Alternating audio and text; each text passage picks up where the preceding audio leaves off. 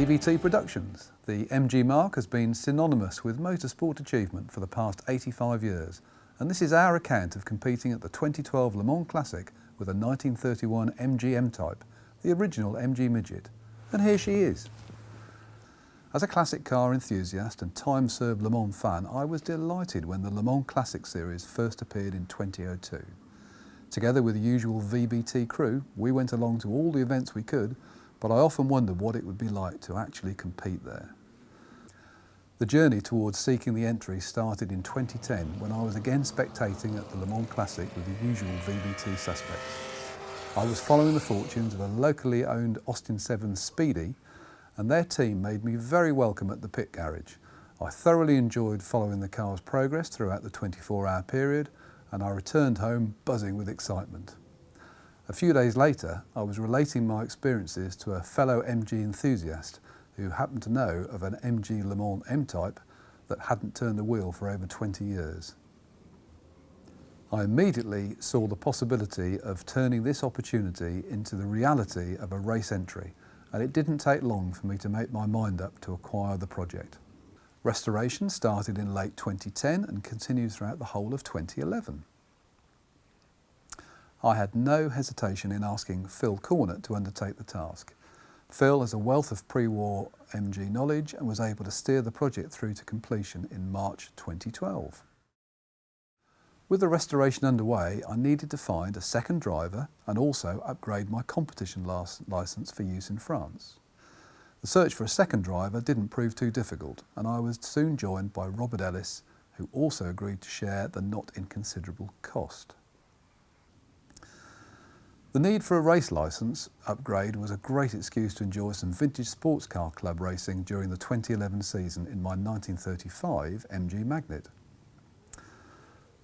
Our Le Mans Classic race entry was confirmed over the 2011 Christmas break, and I soon received offers of support and assistance from fellow VBTers and well-wishing friends.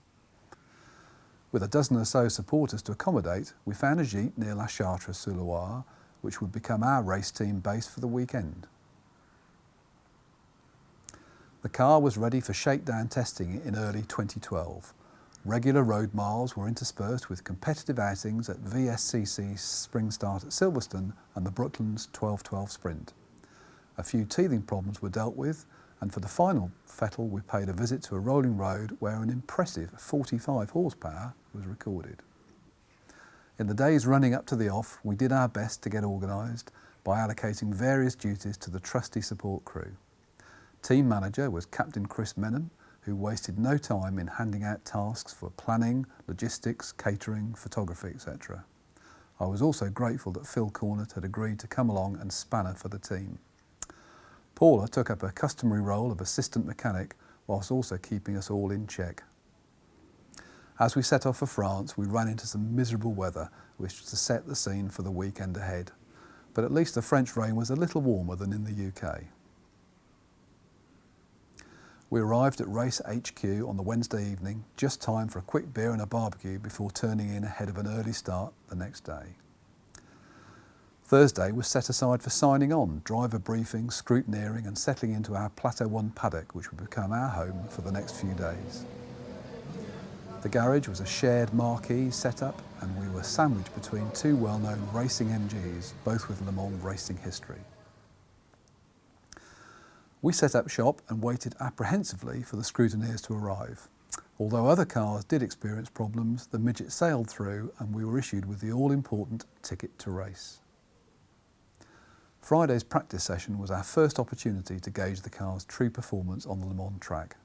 We had little prior experience to go on, but set ourselves a target 10-minute lap. Taking to the track for the first time, I completed my 2 practice laps and was pleased with a lap time of 9 minutes 20 seconds or an average speed of 54 miles an hour. When I came into the pits, I swapped with Robert, who immediately dialed into the zone and finished his session with a lap time of 8 minutes and 45 seconds or 58 miles per hour. This was much better than we'd hoped for, but we were conscious of the need to play the long game and we agreed not to overstress the car. It rained on and off for most of Friday's practice, which resulted in the timetable slipping. And by the time our mandatory night practice session started at 1:30 on Saturday morning, the schedule was already running over an hour late. Although I was able to complete my 2 night practice laps, Robert's session was stopped before he could leave the pit lane. We weren't sure how this would affect us, as the regulations stipulated that all competing drivers must take part in the night practice session, otherwise they could not start the race. It would be 12 hours before we learned that this rule had been relaxed in view of the weather conditions. After the drama of night practice, we managed to grab a few hours sleep before returning to the paddock to prepare for race day. The race would start at 4 p.m. on Saturday, with our grid first due out at around 8 p.m.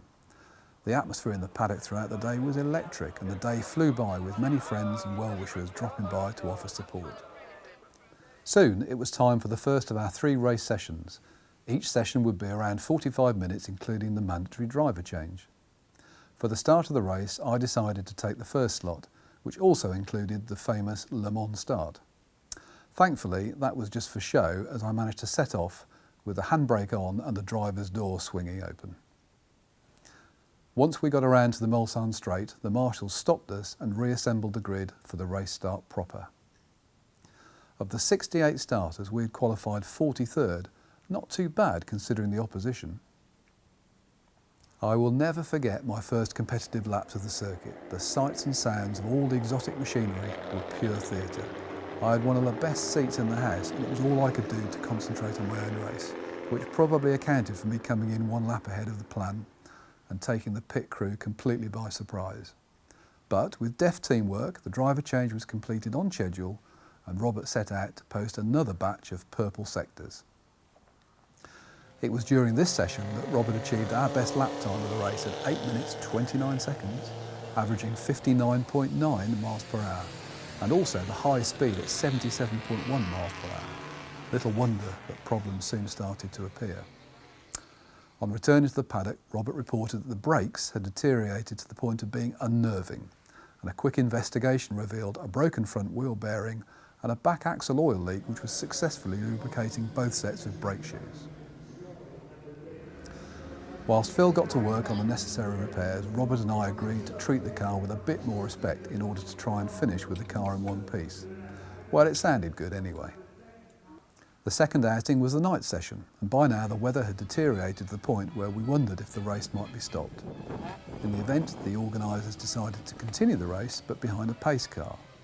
Robert was first out for this session, and although he joined the pace car procession in pouring rain, it soon began to ease. Just before our scheduled driver change, the pace car came back in and we were back racing again. My stint started just as dawn was breaking at around 4:30 a.m. Although the conditions were challenging, I found the lightness of the car was an advantage on the wet track, and I was able to rein in some of the larger, quicker traffic, particularly on the twisty bits. That's it, my boy. That's it. Yes, it is. Hey! Well done, it's taking something. Right, okay, you'll be easy to spot. I waited up all night for that. Right, 8 minutes, guys. I thoroughly enjoyed the session and was happy with a best lap time of 9 minutes and 26 seconds. With the night session ended, I returned to the paddock and it was clear that all was not well again. Phil quickly established that the vertical camshaft drive had begun to chew up its retaining Woodruff key. Having experienced this problem before, we knew it wasn't a quick fix. A discussion followed to decide whether to just limp the car home, but Phil wasn't happy to leave it to chance, so whilst he went to work, Robert and I sneaked an hour or so's kip. When I returned to the paddock a little later, the car was all ready for its final outing. For the final session, Robert and I agreed to exercise caution. Although the car was now running much better, with the end in sight, it made us realise how important it was to just finish. That carefully considered let's just finish plan went straight out the window the minute we were both back on track and the legendary red mist descended. The circuit was properly dry for the first time, and we were both enjoying this experience so much we conveniently forgot about the precautionary approach. The car was nowhere near as lively as it had been 24 hours earlier, but we managed some respectable and consistent lap times. When Robert returned the car to the paddock for the final time, the team shared an emotional moment, reflecting upon what we had achieved. Our team of Le Mans Classic first-timers had brought the car home in a creditable 39th position from a starting grid of 68 and 20th against the Index of Performance Handicap. Back to Race HQ, and the celebrations continued well into the early hours of Monday morning. Team M-Type returned to the UK on Tuesday, full of happy memories. Would we do it again? I honestly don't know. Watch this space come 2014. Enigmatic smile. Sorry. Excellent.